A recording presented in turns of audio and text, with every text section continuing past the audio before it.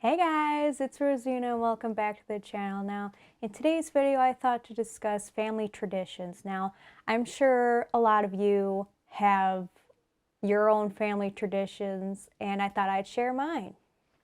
My family and I would go every year up to Frankenmuth, Michigan, and we would go to two places. We would go to a place called Bavarian Inn. So when we'd go to Bavarian Inn, there was always the traditional Christmas sweater, which is right back here. That is the sweater that either my mom or myself would wear. It's now passed down to me because my mom wanted to give me the sweater, and I started wearing it every time we'd go go up to Frankenmuth.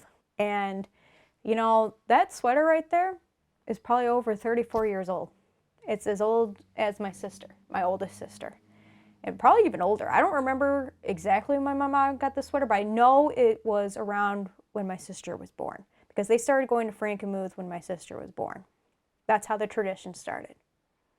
So now I wear it for the traditional Bavarian Inn dinner. That and my little Santa hat, of course.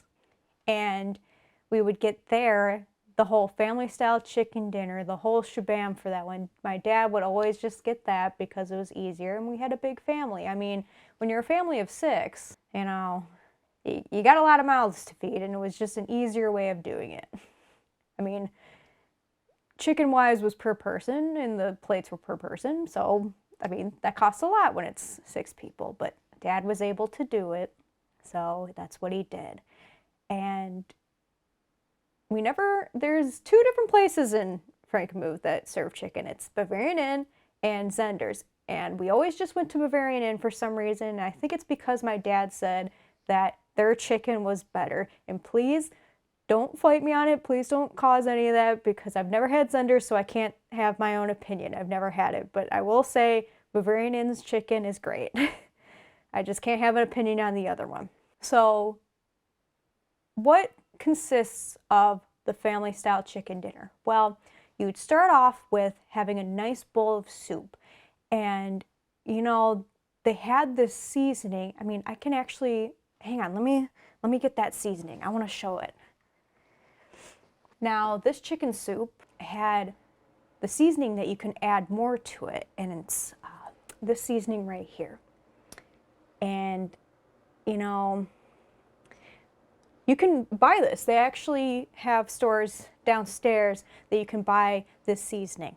So you can get your own if you ever wanted. And let me tell you, adding this to certain chicken dishes makes it so great. So these would be on the table as well if you wanted to add a little more seasoning to your soup. So that's what you'd start off with, was the soup. And then they also had, at every table, it's not part of the chicken dinner, but you'd have a little bread box and it'd have different kind of breads. And I can't remember the one bread that my mom and my sister always loved. I'll put the name like somewhere in here and I'll show a picture if I can find a picture. But there was those kind of breads, you know, the typical white wheat, and then that one. And I always would just get the white because that's just how I always was. I wasn't really a explorer of food at the time. I'm trying to be better about it, but you know, some people are a little picky, you know. You have those, and then obviously your drinks and stuff like that. And then you get to your main course, which is the chicken. Now you can get white or dark meat, and we typically would get a lot of the white, but sometimes my dad would get some dark meat for my sister Amanda because she was a dark meat kind of girl, so she liked her dark meat, so we'd get a little bit of that for a little side. And then you get a bunch of your sides, which is like, you know, potatoes, gravy, you get a nice pasta salad, you get buttered noodles, you get cranberry sauce and coleslaw and a whole bunch of different sides. And I always would get the pasta salad and obviously my mashed potatoes and gravy because mashed potatoes and gravy is just great, especially with the chicken gravy. Chicken gravy is so good. So you'd get that for your main course, and let me tell you, that's a lot of food. So you'd think, oh, I couldn't have room for dessert. But we would always get, as a dessert, we'd get a nice little thing of ice cream. And some times, if you get it during the winter, they would have one that's peppermint, and then they normally would have a vanilla orange creamsicle, or you get a twist of that. Now, if the peppermint's available, I get the peppermint, but if not, I always get the twist, and you get like these little little people, and let me find them actually. I'll show you. Hang on. Now you get like these little people on top of your ice cream. Now, I have a girl too, but I can't exactly find her right now, but you know, you get like these little guys, and sometimes I'd take these, and I know it probably sounds weird to you, but I would take this and actually eat my ice cream with this. I literally would just scoop and then just eat the ice cream that way, so don't judge me, I'm weird. Yeah, so that's what you would have the Bavarian in, and then after we have dinner, or even before, it depends on, you know, how busy they are and when your reservation is, but, you know, we'd go downstairs, and there's a whole bunch of shops, and we'd go to every single shop. Of course, all us girls would like to go to the toy store and everything because that's just how it was, but we started off doing that, and then now we started going to ones around Frankenmuth, like the little cheese house and a bunch of other little shops, and we started doing that. And then after we go to those shops, we go to our second spot, and that is Bronner's. Now, Bronner's considers itself the world's largest Christmas store, and I can't exactly say that because I'm not sure. They call themselves the world's largest Christmas store, but you never know. It could be somebody else, but I will let them have their little quote of saying they're the world's largest Christmas store.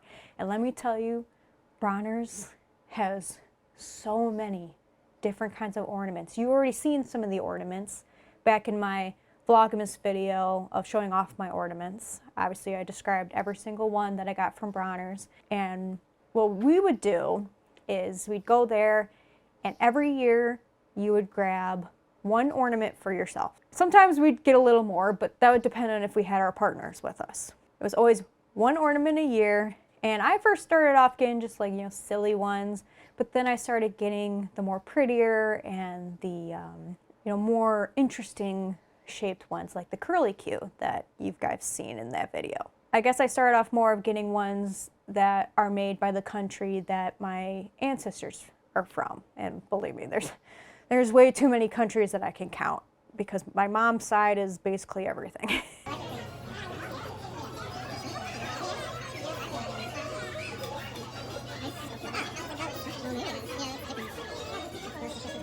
So we would do that, and that was basically what we would do. I remember that every year it started off as the first Monday of December. That was always how we did it. But of course, that's when we were little, and then we'd be pulled out of school, and I'd just look around and be like, haha, bye suckers, I'm leaving. I don't have to go to class today. Made everybody jealous.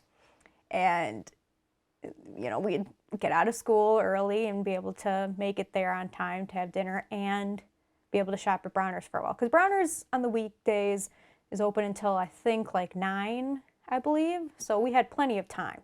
And, you know, now as me and my siblings have gotten older, you know, we needed to schedule it a little different because not every one of us could take a Monday off from our jobs or, you know, school or anything like that when we were in college. So, you know, it kind of differed a little bit. Now we've been more doing Saturdays or sometimes Sundays. It depends on everyone's schedule. But, and sometimes we don't really do it in December anymore because December is very busy, obviously. You want to go look at Christmas stuff in December. So now we do it a little earlier. Plus, it's really cold in December, and I don't want to freeze. And then you don't want to deal with too much snow and stuff like that because you never know. And that is my little family tradition. I hope you guys enjoyed. Please tell me any of your family traditions that you do with your family. I would love to hear it. And I appreciate every single person that watches these videos. And don't forget to like and comment.